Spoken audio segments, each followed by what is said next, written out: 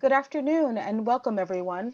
This is Dawn Williams, Senior Director of Conferences, Meetings, and Events for NMSDC.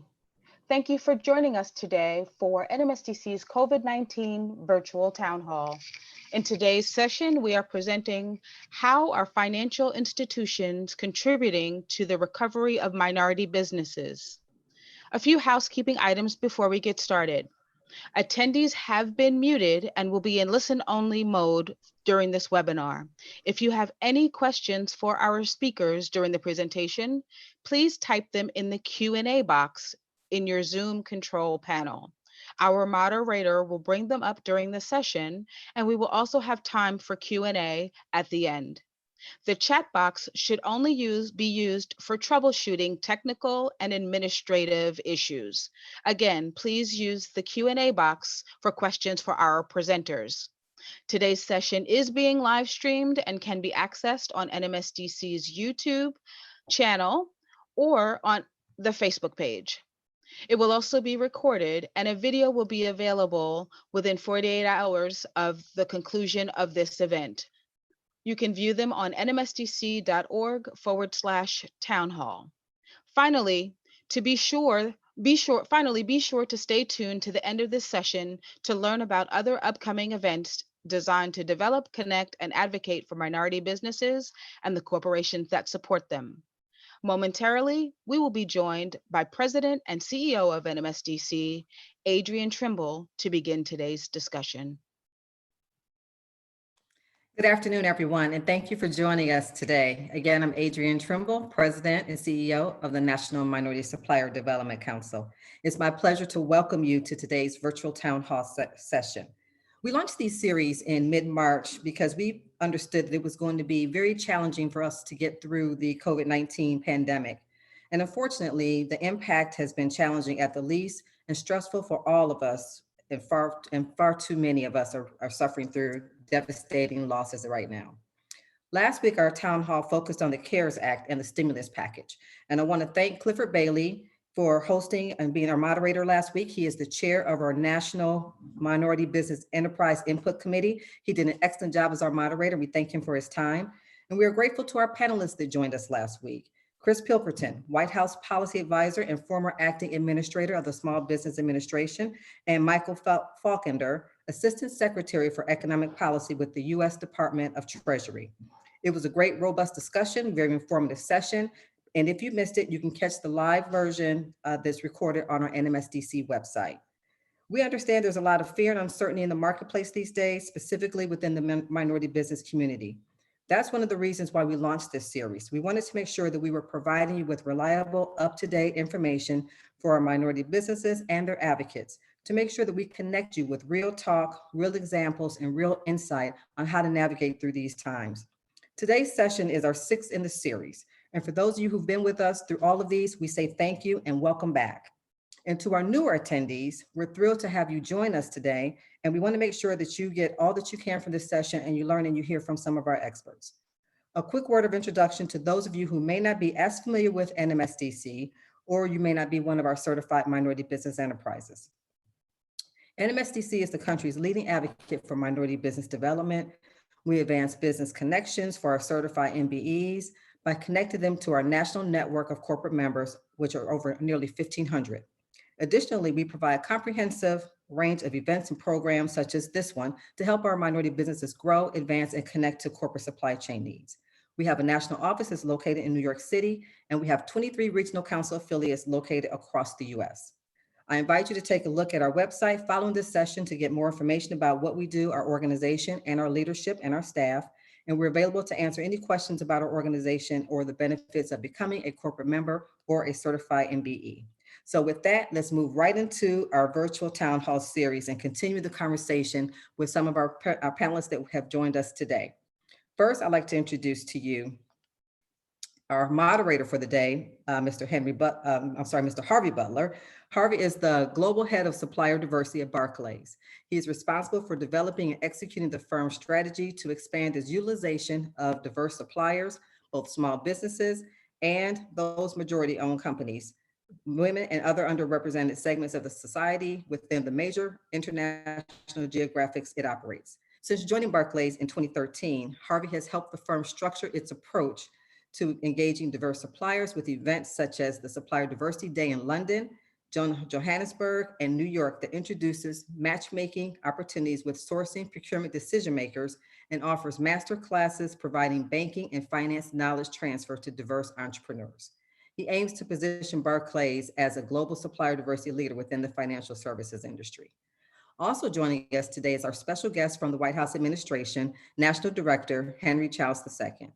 Henry Childs was appointed as the National Director of the U.S. Department of Commerce's Minority Business Development Agency, MBDA, in September of 2018.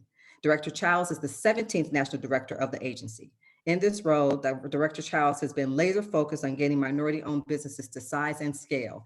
I don't really have to read Henry's bio because he and I have done so many projects together. We really joined this space around the same time. He's done a fantastic job of leading with innovation, positioning minority businesses in new spaces and making sure that they have the needed funding, access to those opportunities. It's going to take the next level of entrepreneurship for our generation. So thank you so much, Director Childs, for joining us today.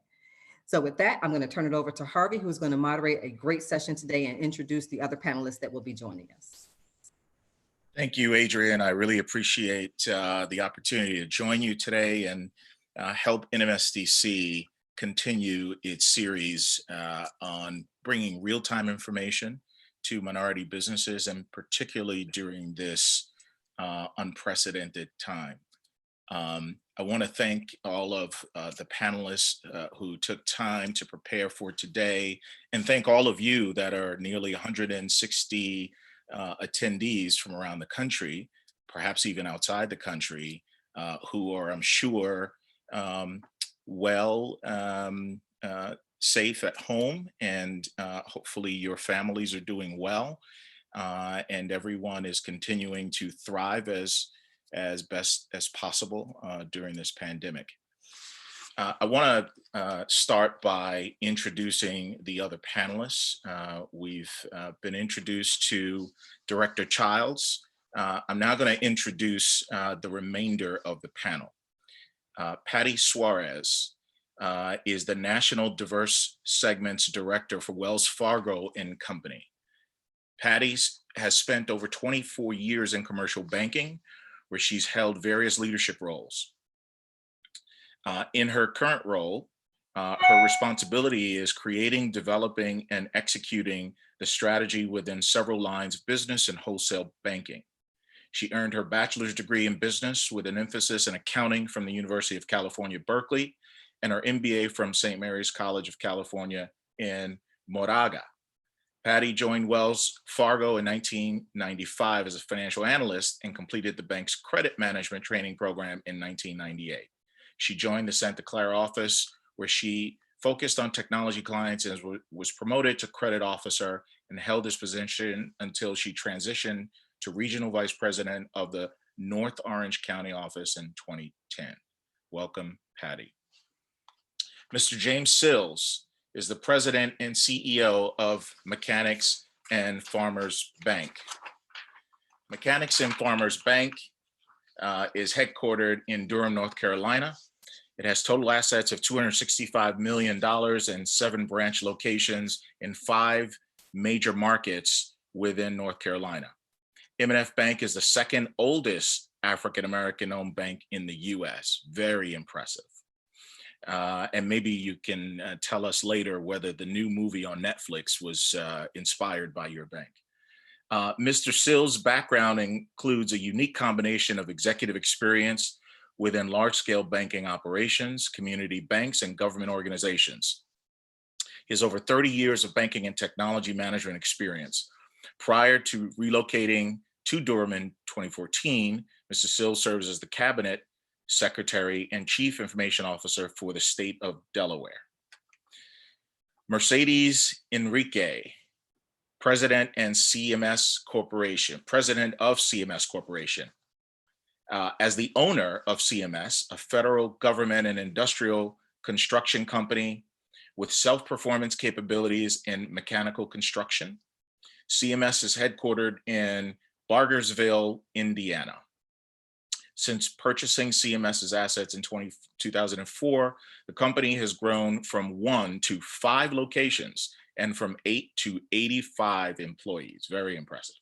CMS has successfully captured DoD multi-year contracts with $6.4 billion in contract capacity spanning 30 states, Guam, and a worldwide contract. She serves on the Indiana Chamber Board and is very active with the Society of American Military Engineers, the Mid-States Minority Supplier Development Council, and the Latino Business Action Network. She earned a BSc in Computer Engineering and MBA in Finance from the University of Toledo. Welcome, Mercedes. And finally, Abel Herrera, President and CEO of IT Data Solutions. Abel is, his company is an SBA 8A small business, which offers expert information technology consulting, staffing, and tools for implementation in any industry. IT Data Solutions provides strategic IT solutions to increase efficiency, reduce cost, and streamline processes. As a technical architect, solutions architect, integration architect, and data architect with over 20 years of information technology experience, Abel and his team has helped many organizations gain a competitive advantage by integrating and organizing their clients' data so they can make strategic business decisions based on data analytics. Welcome, Abel, and welcome to all of our panelists. And I'm sure you can feel the thunderous applause that's coming from around the country during this virtual session.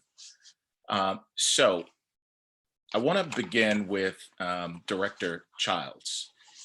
The Minority Business Development Agency has a long history of supporting the minority business community. I've had the fortune of knowing Mr. A. Venable, one of the, I think he was the second director, Cortland Cox, and a number of others. And so you come through a line of well-respected leaders of an organization that's really important to America and to the minority business community. Tell us a little bit more about the MBDA. What do you do? And then secondly, can you tell us a little bit more about the PPP program? Yeah, so first of all, thank you for having me, Adrian, again. I appreciate the opportunity to talk to minority-owned businesses. MBDA is the only federal agency solely dedicated to helping minority businesses grow and compete in the global economy. And we do that through a number of ways. It could be through policy, it could be through research, or it could be through grant funding. Just give you a little vision for the past, I came on board in 2018, and my vision has been to how do we help minority businesses go through digital transformation? It wasn't hard to tell that the businesses that were growing, especially entering global markets, were businesses that had digital capabilities. So I spent about a year trying to help minority businesses develop some type of digital capabilities. What we're doing now is we have a lot of funding opportunities that are just going to helping minority businesses get to size and scale. The most recent data and the data you'll find from the last 10 years is, yes, minority businesses are growing fast, but they're not to size and scale. And all the programs that I saw when I came on board weren't really developmental programs, right? So what we try to do is ask this fundamental question: what are the services minority businesses need to do to add value to get to the next level? And we found that it's through technology and it's through some type of growth equity. So that's really what we've been doing for the past year. And with the CARES Act funding, and we know that this coronavirus has had devastating consequences on minority businesses in particular. We really took a 3-pillar approach. We did, first pillar is we tried to do webinars, brochures, basically the technical assistance stuff, which is what's the PPP, how do you get access to these loans? So we did a very good job, I think, of getting the word out on where the funding is. The second thing we try to do is access, right? I mean, it's great to know where the funding is, but how do you get access to the loans? So we worked with SBA on some of the stuff that we found. We found that some of the larger banks were serving existing clients. Oftentimes they weren't minority businesses. So we found minority businesses having trouble getting through their larger banks. And the smaller banks, some of the community banks who are set up to serve minority businesses, we found they weren't set up to take on the volume of applications they were receiving. They just did not have enough staff and they didn't have enough liquidity to give out these loans. So what we tried to do is we tried to do some work with SBA and Treasury, some of their CDFIs on how do you inject liquidity into some of these community banks so that our minority businesses have the funding they need to keep operating and to keep paying employees. I think we did the best job we could with that. And then we also were lucky enough to get some funding from Congress. We got $10 million CARES Act funding, which we're going to use to support minority businesses all across the nation, and then also minority chambers. And so, we sit here on the 16th of April, 10:12 this morning, 10:21 this morning, when the funding ran out, the $350 billion that had been pumped into the economy, with many of our minority businesses still waiting in line. Can you give a perspective of where we are and where we may be going as we start to look at potentially another tranche of PPP capital? Absolutely, and so that's the third pillar is advocacy. We're in constant communication with the Hill and the White House on how do we make sure that this next tranche is not more of the same. What we really are looking to do is to ensure that our minority businesses are getting some of these loans. And it's going to be hopefully a mix between some type of coordination between SBDA, Department of Commerce, and the Treasury Department, and also perhaps some additional funding to MBDA itself so we can issue this out in direct grants. Because what we know is whatever poll you look at, you see these small businesses are closing fast. U.S. Chamber of Commerce put out a report that already over 30% of small businesses have closed their doors, and then some will close in the next 2 weeks.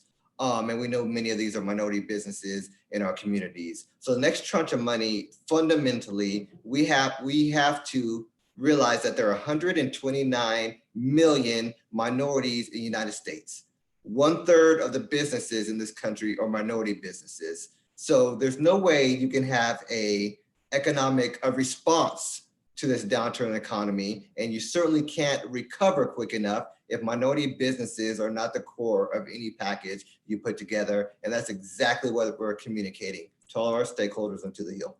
That's excellent. And when you look at the statistics of those who are falling victim to this COVID-19, people of color, particularly Black and Latino communities, are indexing much higher than their relative portion of the population. And so the important role that the minority businesses play is not only job creation, but the provision of quality healthcare benefits that help those individuals be better prepared as they go on into their older years and maintain a healthy life because they have good medical care. So even more important for the minority businesses to succeed and to continue to accelerate in providing jobs and healthcare. Hattie, as you work within a financial institution, a bank that has been providing loans, can you share a little bit about what your company has done and specifically what it's done to support minority businesses around the PPP funding option? Absolutely. Thank you for having me. It's a pleasure to be here. We have been working around the clock around the PPP program. We have had tremendous demand, obviously. We bank a lot of businesses, small businesses and medium-sized businesses at Wells Fargo. And so we have had a tremendous amount of demand for this program. And ever since we opened our portal a couple weeks ago, we have received just a tremendous inflow of interest in the program. As you mentioned at the top of the call, the funding has been depleted for this round, and we are hopeful that the supplemental $250 billion will be approved. I know there's a meeting this afternoon about it, and I'm hopeful that that will enable us to reopen our portal and process maybe even the applications that were not completed before the first round of funding depleted. In terms of what we're doing to help small businesses, we are encouraging our small businesses to, if they didn't get funding, to obviously still put in their application. We are still processing behind the scenes the applications that we have in the queue. As you know, this program is a first come, first serve program. So we are, even if the program is been depleted, we are still processing the applications that we have in the queue so that we are ready and prepared when the funding becomes available to submit those that have come into us so we can help those businesses. We have also translated all of our materials for PPP in Spanish. We have a website to assist those business owners, and we're hopeful that the information sessions that we've been doing across the country with our national partners, such as yourselves, that those are helping to get the word out to the small businesses. I am concerned that we may have some small businesses, get left behind, especially minority-owned companies that may lack the knowledge or the amount of information necessary for these programs. As you know, our communities have been always disadvantaged when it comes to access to capital. And so this program and all the particulars of it, even though, these are forgivable loans, our folks may not be aware of what they need to do in order to apply. And by now, we are really counting on the supplemental to kind of open up again for that. So we are hopeful that the approvals come in the next few days, and that we can process what's left in the pipeline, and that we can start taking on additional applications. And we will continue to work with all of our national partners to continue to get the word out and inform as many small businesses as we can. My business, I focus solely on diverse-owned companies, women, minority-owned companies, and we are always trying to get the word out to those groups in whichever way we can. And I would anticipate that if we get the additional funding, that we can get through the volume of what we have in the queue, and then we can start taking on additional applications. We are currently already not taking any additional applications, obviously, because the first round has run out. And should the next tranche be approved by the House and the Senate, do you see that the preference is to clients, or might there be a way in which minority businesses and other diverse businesses can self-identify as such?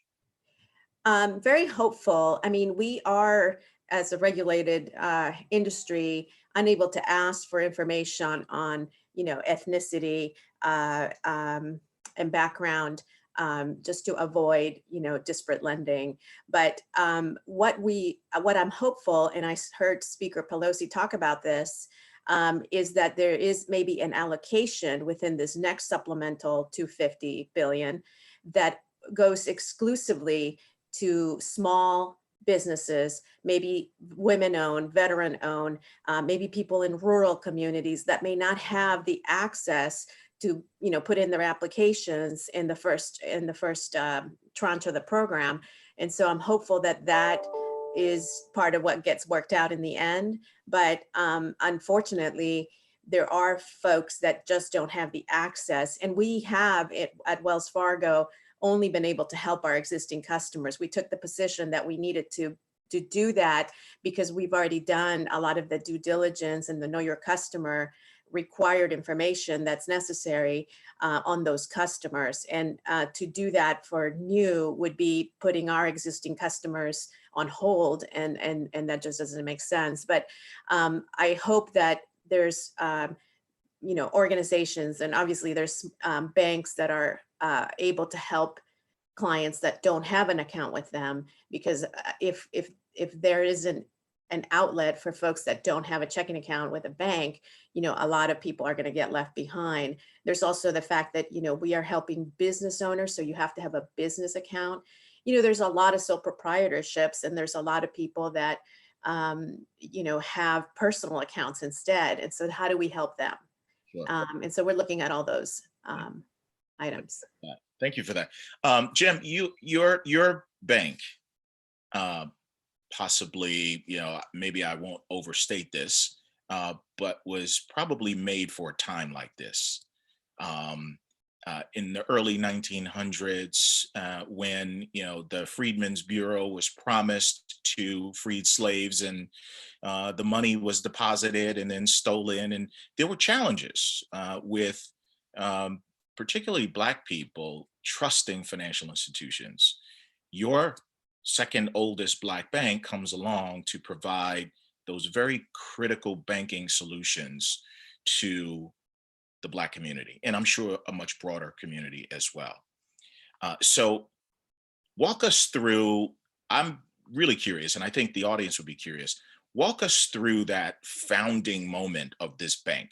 What was the purpose, and what have you seen over the years, and what is this PPP program affording you as the president and CEO of the second oldest Black bank to do in the community? Harvey, thank you for the introduction, and thank you for that question. And it's a pleasure to be here with all of the panelists. Our bank was founded in 1907. We're 113 years old. The mission of the bank is to provide access to capital to the community. We service every ethnicity in the community. The majority of our customers are African American. We've been a full service commercial bank since 1907. We've been an SBA lender, 7A, for almost 4 years. And so this program just seemed perfect for us to actually assist our customers. Look at it this way. Generally speaking, SBA only lends to small businesses. The PPP program actually allowed our church customers, our nonprofits, and our small businesses to apply. And so we were ecstatic that they kind of opened up the gates to include other types of entities to actually receive this funding. So we thought that was excellent. We were set up, ready to go on April 3rd. We worked around the clock. We had our website set up. We had our coronavirus resource center set up. We had all of our application rules on our website. And then 3 days later, we had to actually shut the fund down, so to speak. We were oversubscribed. So Director Childs, he hit the nail right on the head. We had too many applications and limited liquidity. So you hit that point right on the head. So it was very disappointing that we were only able to accept about 100 applications for about $18 million.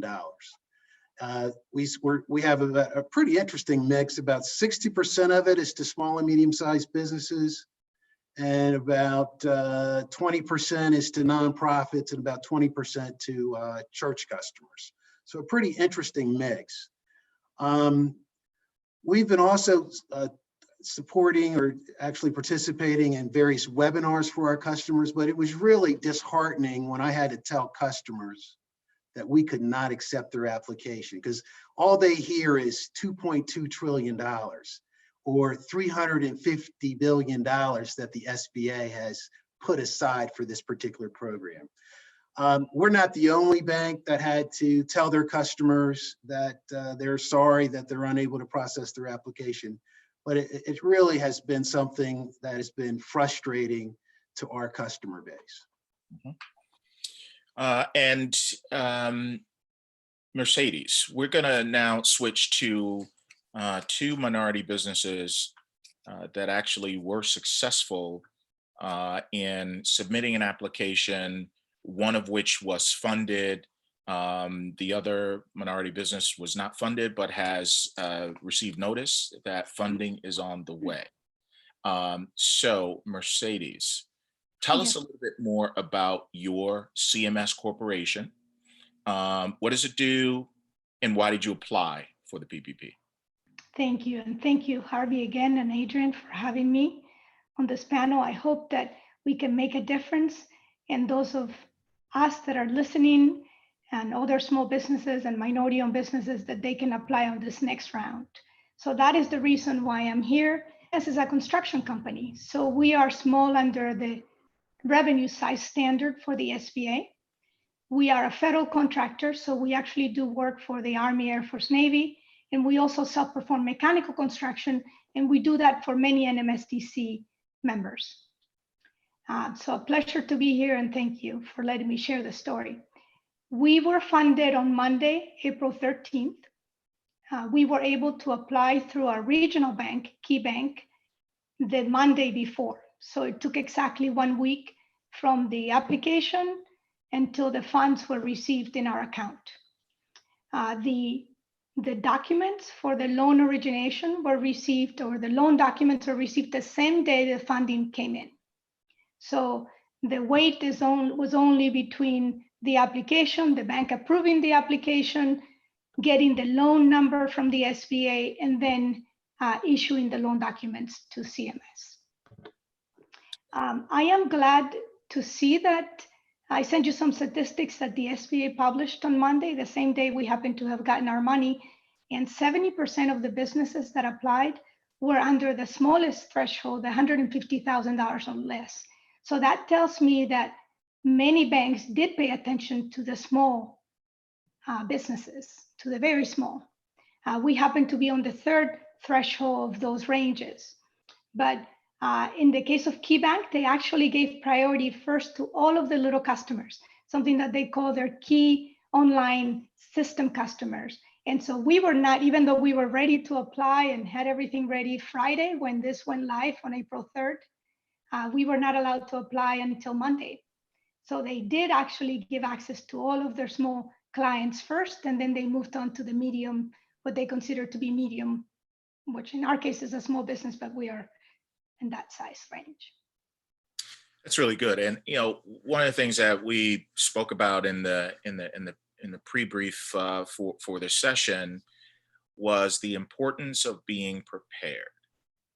So as this second tranche has the high probability of passing, I can't guarantee it, so no one hold me to that, but to the extent that it does, what would you encourage the minority business community to think about in terms of speed to respond, preparation? What should you have ready to go? Can you talk a little bit about that? Yes, it's actually, I commend the SBA for how simple, and the banks for how simple this application is. There are really 2 forms that you need to fill out. Whether your bank makes you do it online or your bank makes you do it on paper, there are 2 forms. And they are SBA, I wrote them down, SBA Form 2483 and 2484. They're called the borrower application and the lender application form. Those are the only 2 forms you need to fill out to apply. In addition to those 2 forms, you have to substantiate that you are a legit business, so your articles of incorporation, including any minutes that you might have that show the powers of the person applying, that they can sign on behalf of the business. And you need to substantiate the calculation of your monthly payrolls.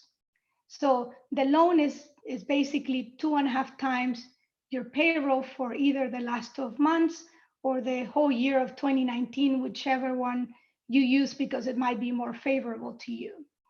So again, we actually filled out the forms. We had them ready. Ours was 100% electronic, but it kind of made us prepare. So we had pre-filled them. We had done the calculation. In our case, we use a third-party Paylocity, which is a third-party payroll company. They created their own reports. We double-checked the reports with our own accounting systems. So I cannot stress enough get the 2 forms, fill them out, prepare your articles of incorporation, have digital JPEG files of your driver's license, the birthdays of the owners. You will see that in the 2 applications. You need information for each of the owners of the company, and do it all as if you were applying and be ready. And I think Patty mentioned that they are going to take care of whoever they have on the queue, and then they will open it up to their clients. I must agree that the best place to go first is your bank, wherever you bank. Now, Jim mentioned that in his case, he had to turn a lot of people away because of the funding. So that is concerning. So you want to check that immediately if you are a small business and you are wanting and needing the relief for this next round. Very good. And Abel, please tell us a little bit more about your company, IT Data Solutions, and the program that you applied to, which is different than the PPP program, but it was as a result of a disaster. Yes, thank you very much. And I'd be remiss not to start off by thanking the NMSDC and Adrian Trimble and her team for putting another great virtual town hall. I also want to recognize my council, the Florida State, and the other 22 affiliate councils for stepping up and staying true to our mission of helping all MBEs. I also want to thank our corporate sponsors and partners for their commitment to MBEs, but most importantly, our leadership from the MBE Input Committee, starting with Clifford A. Bailey, as he says it, and the other MBE IC chairs throughout the country. Thank you for everybody for all the hard work that you're putting forward to this.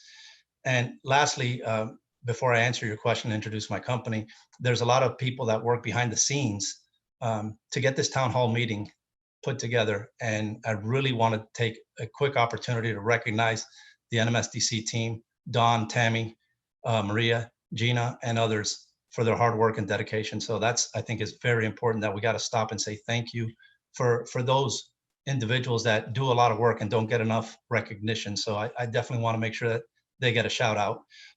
So again, my name is Abel Herrera. I'm the president and CEO of IT Data Solutions. We specialize in business intelligence and data analytics and IT consulting services. We're an 8A, MBE, DBE, and we're also on the GSA Schedule 70. I'm the input committee chair for the Florida Council, and I'm very happy to contribute to the conversation today. So Harvey, for your question, we applied for the emergency disaster loan, and we were very lucky because being the SBA 8A program, I was participating with the 7J, and I'm very involved, and I got early wind of it, and so I applied. And to Mercedes' point earlier is making sure that you have all your ducks in a row, if you will, all your documentation ready. Being an SBA, also when we do our financials as an MBE, every year when we have to put all that, you have to know your financials and you have to have them readily available.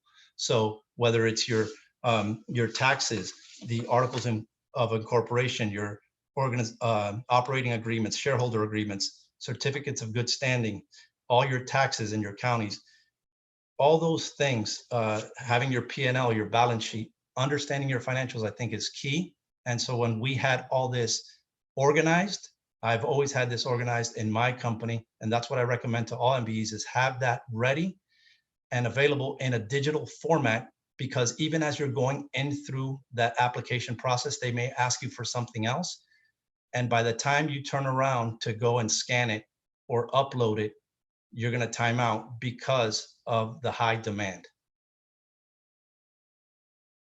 So have it in a folder, know what the documents are that are needed, have it in a PDF format, and have it ready to send.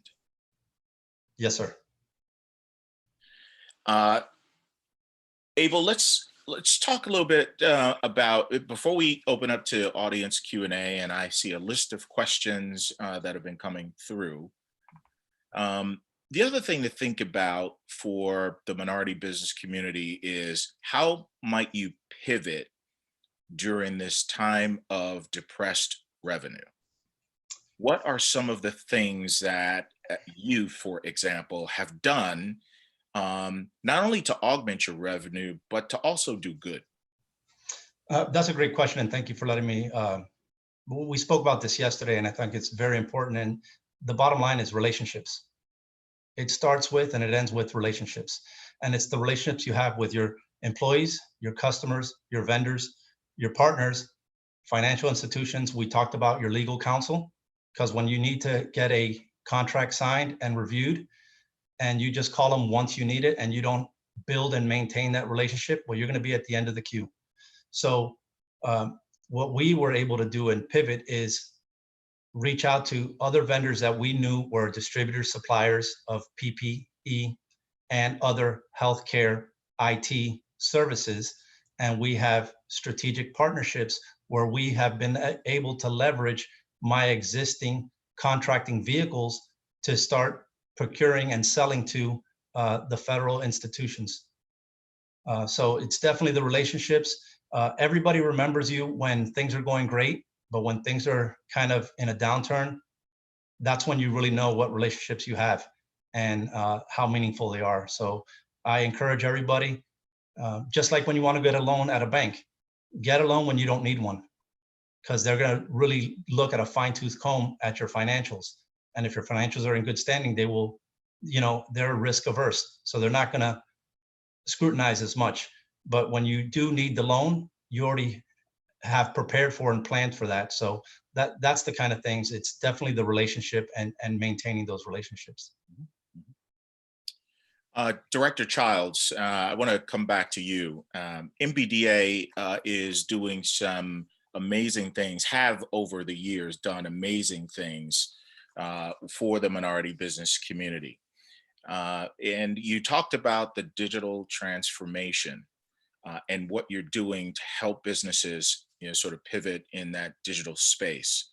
Are you seeing any opportunity post-recovery to accelerate that with organizations like the NMSDC, knowing that there may be a shift in the way in which business does business post-recovery, where there's more work from home solutions, remote solutions, many more sort of on-premise operations pre-pandemic will be pivoted to a virtual only? What are you sort of envisioning strategically, Director Childs, to get out ahead of and help our minority business community thrive and survive in this post-recovery environment? Yeah, it's basically mindset number one. We're just living in the age of the most rapid disruptions and transformations ever in business. And what you have to do, especially as a minority business, is you have to continuously build new concepts and new capabilities to compete. We worked with NMSDC last year on helping MBEs actually do these capabilities. And I'll just highlight one thing we're doing at MBDA real quick. We're working with Amazon. First time ever, there's a collaboration with MBDA and Amazon. We have a minority business technology initiative where we're helping minority businesses do B2B, right? We know one great way to increase your sales is you reach more customers globally or even domestically through this pipeline. So we're leveraging Amazon's distribution centers and their hubs with MBDA centers to doing this online stuff. And we have webinars now, and you can go to our website, www.mbda.gov, to find out more. But I want to just address some stuff that I've heard, which is all great. And let me be the first one to tell you, if I think minority businesses aren't prepared or aren't doing the right thing to get opportunities, I promise you, I'm the first one to raise my hand and say you're not ready. But that wasn't the case with this. And I'm hearing a lot what seems like technical stuff on how to apply and stuff. And I think what Jim said was just right. This wasn't a case where minority businesses weren't prepared or they didn't know how to do this stuff.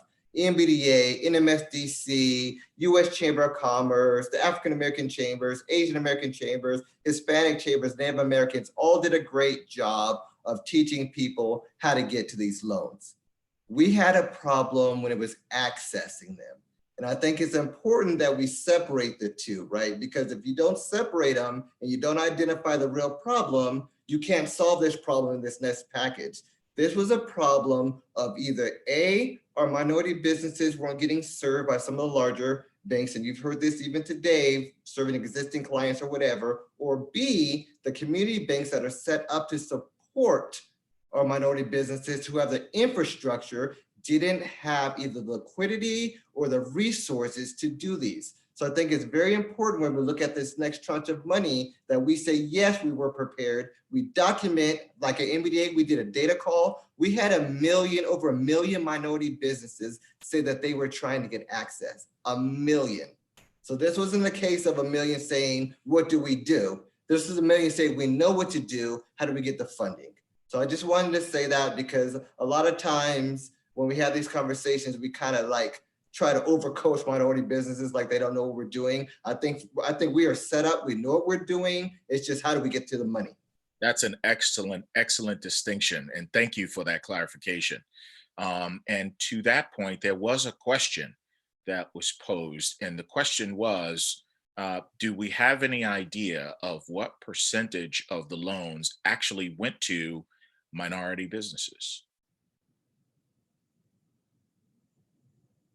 And that's Harvey, that was not provided. So the SBA provided some statistics on Monday when it was almost running out of the funds, and it was not broken down by ethnicity or classification other than ranges of funds provided and the number of loans provided per state. And Patty, I think you referenced earlier, right, the preclusion of sort of asking that question during the loan application process. You want to talk a little bit more about that? Just unmuting myself. Yes, we are not allowed to ask questions about your gender or ethnicity in the application process. I mean, this was obviously because people feared discrimination. And so we don't have the data broken out.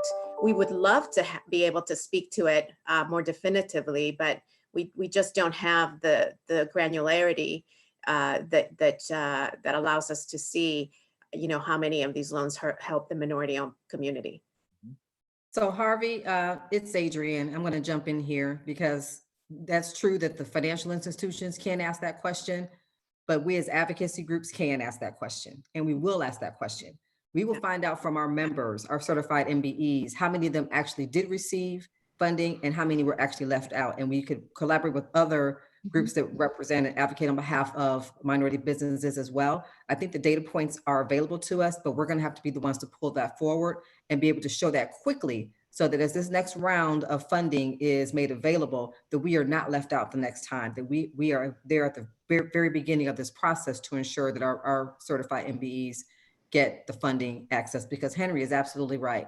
This was not a matter of our MBEs not knowing how to get the money. It was a systemic issue with them being access to that money. Mm-hmm. And I got a comment coming in from someone that said, Henry Childs, you are right. We are ready. So thank you for that very important comment. Someone asked the question, where is the 10 million in funding from CARES Act for minority business? Was that something Director Childs you spoke about? Yeah, absolutely. So MBDA got $10 million on CARES Act funding, and we're going to have money to go to either existing business centers, and we have a nationwide network of business centers, and we're also going to give some money to all of the minority, not all the minority chambers, 2 minority chambers. So we have our Asian American groups, our African American groups, our Hispanic American groups, and our Native American groups, who are all going to be provided funding. And fortunately, and this is why we want to be part of the solution, MBDA can ask those questions on demographics. And us and Census are the 2 federal agencies that can ask specifically the breakdown by demographic. And we have been a part of that in the past, breaking down these things, disparities and barriers by race. So we want to be part of the solution. That's one of the things we're talking to Congress about. So I'm not a politician. I don't play one on TV, nor on the computer screen. But my question is it possible that the MBDA could have or could serve the equivalent of a fund of funds, where as part of the next tranche, you are empowered to find the right institutions in which you are allocated a significant portion, and your job is to allocate it so that it goes to those entities that have the highest throughput of minority business participation? Yes.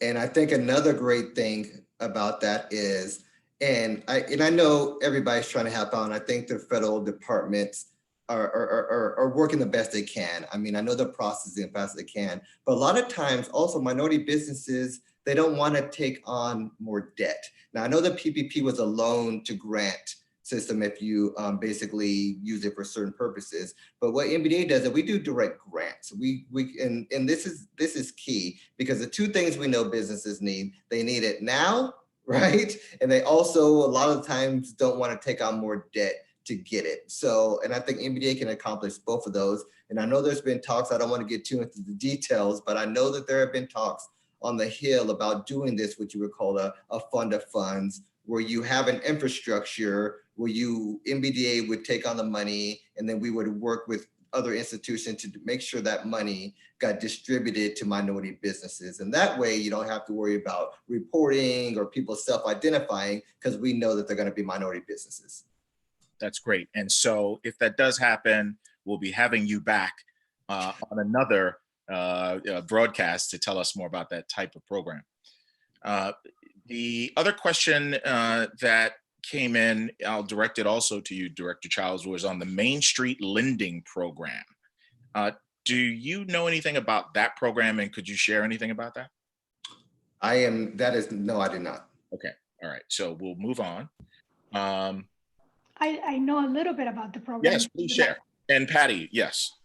Yes, so the program is eligible to small and medium-sized businesses. That's the intent. Even if you received a PPP loan, you are able to apply also to the Main Street Lending or Loan Program. Questions are being received, so you can make comments to affect how that program really comes out until tomorrow. So April 16th is the last day to provide comments. And it is not very clear. What they're saying is there are certain things that businesses need to commit to not doing during the time they have this loan, which is a 4-year loan period. And there's a minimum of $1 million. And the rate of interest is very attractive. But you do have to commit that you would not make distributions. So businesses like CMS, we are an S Corp, and the owners pay for the taxes of the corporation. If we were unable to make distributions to actually pay the taxes, that would be a problem. So we have submitted some comments, and there are some clarifications needed for that program to really serve the larger small business groups, I think, because many of us are S Corp. We're not corporations, we're S Corps. So again, it is a loan though, unlike the PPP, like Director Childs mentioned, the PPP, if you have been affected or will be affected by COVID-19 during the period of February 15th and June 30th, the PPP loan is the best thing you can go after, because that truly relieves any small business from 2 months of payroll and other expenses. So I can't stress that enough. Please identify what bank has funding. If your bank doesn't have funding, you should go find somewhere else where you can open up a checking account and be ready for this next round. Because Patty did mention that they were only able to serve their own clients. Mm-hmm. And that is true. There's a lot of information required to open up a bank account and to set up business with a bank. And imagine the money was exhausted in 2 weeks. If they had to open up all those new bank accounts and new banking relationships and on top of it, do the loans, the banks could have probably never done this. And So- Mercedes, you were at the front of the line, right? You talked about the timing in which you began to do the research and apply. Tell us a little bit about that. Yeah, so we are an essential business, and you don't know if there will be delays in the work that we do, and we did not know if some of the bases, the Air Force bases and Navy bases where we're doing work, would shut down. So for us, we could not lay people off. There was no way for us to stop the payroll, because once the bases open up, we are required to go back and do the work. So this was a life-saving opportunity for CMS to get the loan. So the moment the House passed the bill, many law firms, I mean, we belong to many organizations, they sent small summaries of what the CARES Act would look like. So immediately we zoomed into the PPP, the Paycheck Protection Program, and we saw that that was the most beneficial to CMS. And we went to the bank, and it's interesting because our relationship manager, who has been he's got sent to us, said, I don't know everything. We have a lot of unanswered questions, but I will find out. And on Friday, which was the first day to apply, Dan from KeyBank was texting me and telling me, Mercedes, you're probably not going to be in the first round. It's going to the people that have KeyBank online accounts, which are the smaller clients. This was at midnight on Friday. So he did everything that he could to say, these are the two forms you need to have ready. Make sure that you have the right backup. Make sure everything is electronic. We're going 100% electronic because we don't think we can serve our clients unless we do this electronically. They are a preferred SBA lender. And I think somebody mentioned any bank that does 7A loans and has done 7A loans are probably preferred SBA lenders, and that's a benefit. So look for those banks, be ready because I do believe, like you, Harvey, that the $250 billion additional funding will come through. And Director Charles said it as well. Businesses are ready, but you need to make sure you identify the bank and that the bank can serve you. Patty and Jim, did you want to comment as well? Well, a little bit on the Main Street lending program, just as Mercedes said, it's a 4-year loan. It's for companies with up to 10,000 employees and less than 2.5 billion in revenues. The payments are deferred for the first 12 months of the loan. We don't have the final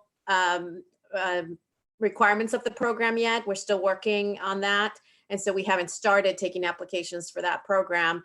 But if you are eligible for PPP, obviously with that being a first come, first serve and the funding running out so fast and the fact that it's a forgivable loan, right? If you meet the conditions that they set forward at the beginning, it's obviously it would be a priority for a business to go for that. But there's also the disaster relief loan and there's the Main Street lending programs. And I also want to say, for us, serving our clients has been a priority. And I also, and I feel very badly when I have to turn somebody away, right? Because they don't have a checking account or a business account with us. But we are also trying to help those folks via lending and also helping customers with deferred payments. Since March, we've made over $80 billion in loans to existing and new relationships and businesses. And we've also helped over 1 million consumers and small businesses by deferring payments and waiving 900,000 fee waivers that we provided on waiving fees. As you know, people can come to us with their mortgage. If they can't make payments, there's 90-day deferrals that we're providing. And so, try to avail yourselves as small businesses of as much flexibility as you can during these difficult times. And there is the EIDL program as well. Correct. Talk a little bit about that. I'm not as familiar with that one as I am with the others, but I know that it's out there as well. Does somebody else in the panel have maybe experience with I that? can give an update on that one. Yeah. The limit on that is 25,000.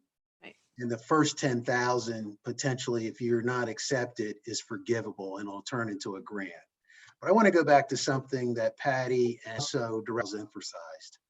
It's really critical for this next round of funding that you have a relationship with your banker and you call him in advance and say, hey, I understand I couldn't get in this time. What do I need to do to make sure that I can get my application submitted to you, either, through you or through your portal, to make sure I receive the funding this time around? Those relationships are really critical. You would be amazed how many calls and texts that I've received in the evenings, over the weekends, because people want to know, what do they need to do? And as Director Childs mentioned, they're ready, because most small businesses, they have their payroll records because they don't want to get in trouble with the IRS in terms of not reporting their 941 taxes. So have that relationship with the banker. We also only provided these loans for our existing customers because we did not want to be in a situation where customers that just came on board with us got ahead of our existing customers who had banked with us for 30, 20, 10 years. So we just thought that was critical, that we service our existing customers and make them a priority. Yeah, that's good. So I have another interesting question that came through. We were approved last night. My question is, since we're still sheltered in place, when does the clock start? We can't bring people back to work until our governor, I won't say his name, gives us the green light. Anyone want to take that? You cannot start the clock until you receive the money. So after you're approved, then the SBA gives a loan number to that institution. Then the institution issues the loan documents, you sign them, then you receive the money. The clock starts the moment your money, your first disbursement, is deposited into your account. That's great. And there was another related question, which was, I submitted my application, it was received. Does that mean I'm approved? The answer No. to that question is generally no. Generally, no. You have to receive an E-Tran number, and the bank has to receive an SBA authorization number. And that tells us we can fund the loan. Yes, I would agree with that. There's a lot of people that still submitted applications. And as you know, with funding running out today, they're going to be, they're not going to be able to get submitted and the number assigned and all of that, since we're out of funds. So, but as I mentioned earlier, for us, all those people remain in the queue because it is first come, first serve. So if you've already put in your application and we've received your payroll information, the documentation that's necessary, we're still going to have your stuff ready to go. So when things reopen, we can submit you right away. That's the way we're handling it, but we aren't taking any new applications until we're made aware that the funding has been approved. There was another question that came through where the individual submitted extensive and detailed information to a representative of a particular company who identified themselves as a conduit to match them to an SBA lender. They were told that the banks were behind and it would be faster to connect with their firm to match them with a lender. They sent in multiple applications and financial data, no match was made. That person ended up going to their primary bank, but was not approved. So the question is, how might that individual find an advocate to investigate the company, number one, I won't give the name here, to identify if they were legitimate or whether they were fraud, because they now have that individual's personal and business data. Director Childs, you want to maybe take a shot at that? Not really. I would just say, and we know there are cases of fraud. I don't know the details of this case, and I don't like to speak on hypotheticals, but I think that you have two bankers on this teleconference. Mercedes has been successful. work, if possible, work with your existing bank.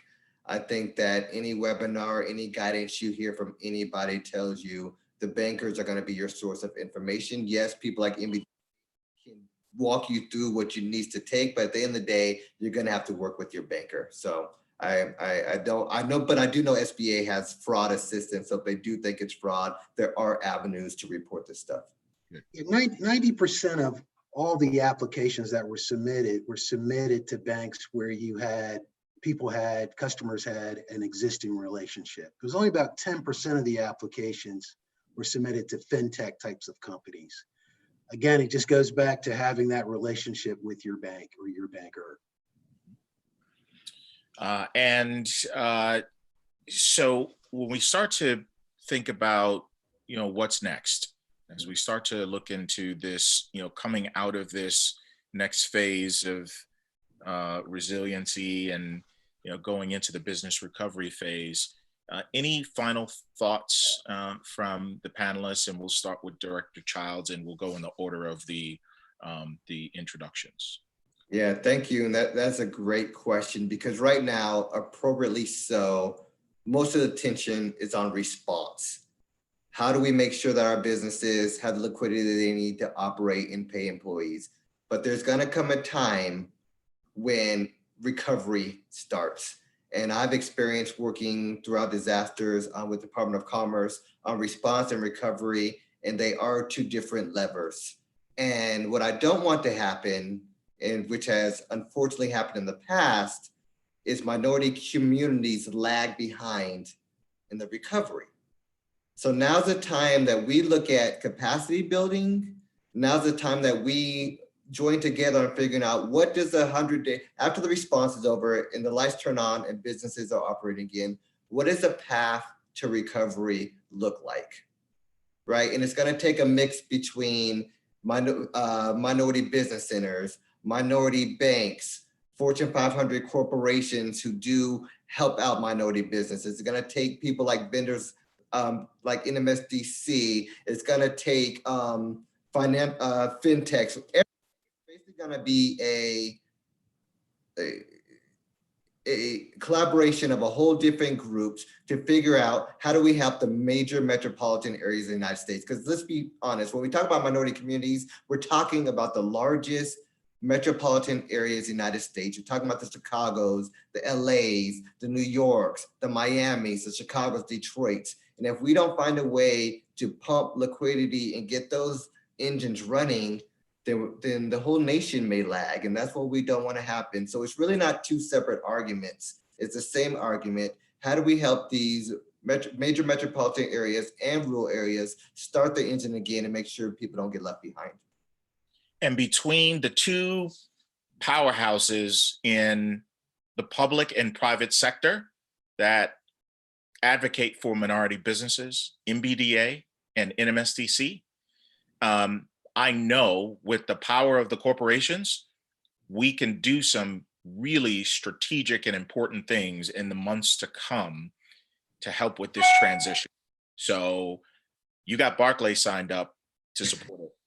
And I will make sure that I follow up with both of you and my peers in supplier diversity and our respective CPOs and banks like Wells Fargo, who I know is a big supporter of NMSDC and has written big checks.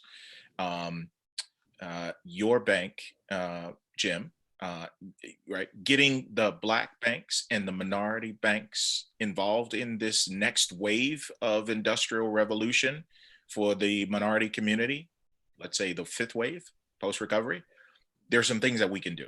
And so we need to start throwing something up on the board and start strategically planning. And I'm committed on this live conference, which I know is going to be archived for future evidence, that we will be there to support it. Patty.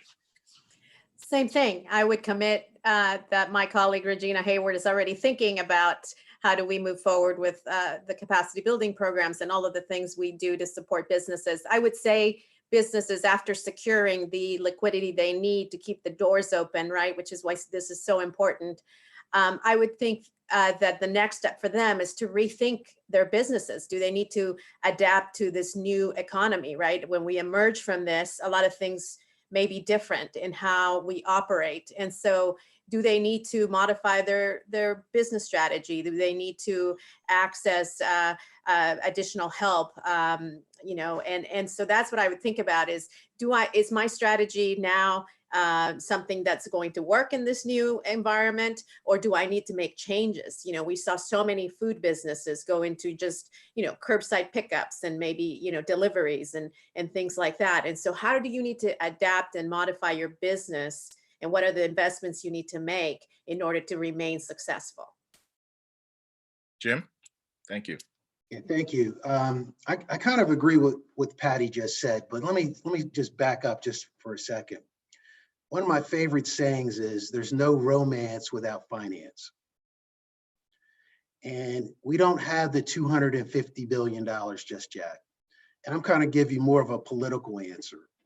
I think it's really critical that all the small and medium-sized businesses in this country contact their congressperson and make sure that this bill gets passed and that some of the funding is allocated to, you know, MBDA, to other organizations, to community banks, to make sure that our communities get access to this next round of funding. It's amazing to me that they went through $350 billion just in a matter of days. Generally speaking, the SBA only approves about $30 billion a year. And so just imagine that they did that in about 7 or 8 days, 350 billion. There is a huge pent-up demand for this next tranche of 250 billion, but we got to get it first. So we need you to advocate, the organizations that are on this Zoom call, we got to get the funding. And to that point, you know, I wonder how many of our minority businesses, particularly those that are larger in scale, our corporate plus members, actually work with lobbyists to get their positions heard, particularly through elected officials that many of them are probably funding their campaigns. I'm sure that that's a priority, but perhaps there could be a coordinated effort. So just a little teaser out there to get the minority businesses of scale to start thinking about, and some of them may not have the need for the PPP nor qualify because they have more than 500 employees, but there's a role that they can play to be the tip of the spear in support of the smaller businesses that are in the pipeline. And that is, to your point, leveraging the political class and the state representatives and the congressional and Senate representatives, House and Senate representatives to position. Mercedes, you're on mute. Thank you. That was a great question. I think as we think of recovery, CMS is very focused on making sure that we have liquidity and that we truly are watching the cash flow at the company. We cannot afford for anyone to even get ill. We are considered an essential business in construction, especially being a federal contractor, and we cannot stop work. So we have really focused on safety at the job sites. We are working to understand everything we can do to ensure nobody gets ill and nobody leaves us, so that we can do our part in the recovery. And I actually, when I think of some of my colleagues that are in businesses where they are stay at home and they have orders and they have not been able to go back, I feel how difficult that must be. And I really encourage anybody that can apply for the PPP loan. I think you should seriously look at the main loan program, or the new loan program it's called. I think that is coming up. Please do your homework, align yourself with your third party, either the legal firms that you work with or your CPAs, or definitely the banks. So my best to everybody out there, and I hope that this next round does happen, and that everyone in this webcast has the benefit of securing a loan, at least to provide some help for 2 months. Thank you. Thank you. And Abel? Yes, so I actually want to do a paradigm shift and challenge. The NMSDC's always said, be intentional. So I want to challenge MBEs, I want to challenge our corporate members, and I want to challenge our council presidents. And to Director Child's point earlier is the digital transformation. We are all here talking about loans and funding that is coming from our federal government. Let's be intentional as bankers, and let's lower restrictions. Let's have concessions for our MBEs. Why do we have to wait for the federal government or any entity to tell us? I know that there's rules and regulations, but there's also times and compassion. I think one of the blessings that we've had of this COVID-19 is the importance of family, the importance of community, and it shows the resiliency and the strength each one of us are individually, but imagine when we all come together as a whole for a common good. So I want to challenge everybody, just like I challenge myself and my colleagues and my peers. And on behalf of the Florida Council, part of the NMSDC as well, let's be intentional. What can we do differently to help, to be intentional, to grow capacity, to give funding? We have positions of power, and let's influence within our organizations to help, be intentional and help. That's the mission that I believe in, and I think everybody on this call believes in. But let's stop talking and let's start doing. And that's the challenge I want to give to everybody on this call. And hopefully it resonates. Thank you for that. Thank you for that. There are two questions that I'm going to combine into one, and I'm going to leave it out there as a challenge. And they have to speak to the point that Jim made, and I reinforced with the comment around advocacy and having representation in the political class on the Hill. And the question is, could we type up a template that can be used by the minority businesses and other stakeholders to send to their congressperson? So I'm going to leave that to Adrian, you and the NMSDC, and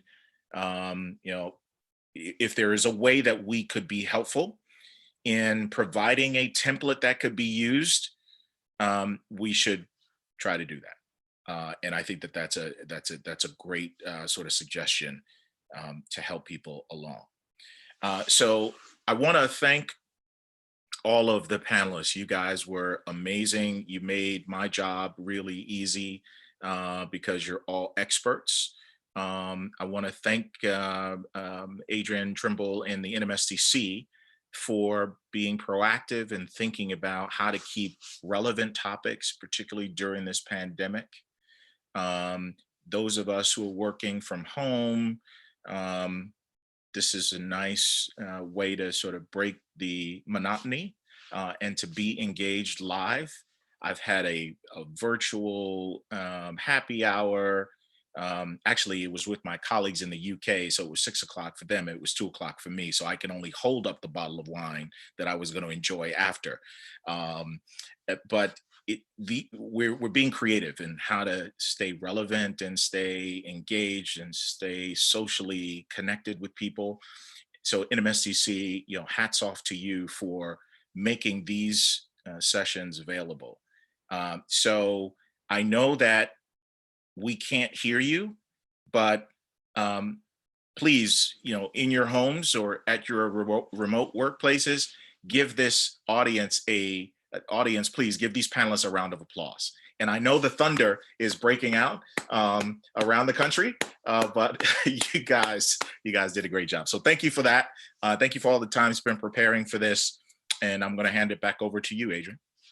Great. Thank you so much, Harvey. And thank you to the panelists for your participation today. I appreciate your candor, your transparency, your willingness to help. I heard the call for action, Abel, and I assume that responsibility, and I will take you up on that. There are some things that NMSDC is working on behind the scenes with the administration, with the SBA, that hopefully our collective voices will help these things come to fruition. Because if this next $250 billion comes out and we are not at the table, then it would be a significant opportunity missed. And if you think about how quickly this first 350 billion went, the next round of funding is going to go even faster. And we know that there's still hundreds of thousands of minority businesses that could still be left out. So I want to reach out to my friend, Director Childs, for us to think about. It's great for us to hope for the best, but we have to prepare for the worst. And we have to prepare for what do we do for our minority businesses to ensure that as this recovery period starts to happen, that we are not left out of the conversation. And there is some deliberate, intentional actions taken by this administration to make sure that minority businesses are at the forefront of the Recovery Act. So thank you so much for your time today. We appreciate it. For all of you who've joined us, we thank you for joining in. We ask if you would like to see this as a replay, or if you were not able to catch any of our other town halls, please look at nmsdc.org. You will find all of the links there to be able to see the previous sessions. And as we stated last week, we do have the commitment from the White House to make sure that there is someone from the federal government on each one of these town halls each week talking about the hot topics that will be relevant to our audience. So we will have another virtual town hall next Thursday, 3:00 p.m. Eastern time. And please keep your questions coming, because it does help us to be able to prepare for answering your questions and making sure that we're getting experts that can direct their questions to you, that you can direct questions to get relevant, timely answers. So again, thank you, Harvey, for your wonderful moderation skills. We appreciate you taking the time to work with our panelists and to get this information out. And again, we ask everyone, please stay healthy, stay safe, and stay connected. And we will get through this together, because we are NMSDC. Thank you.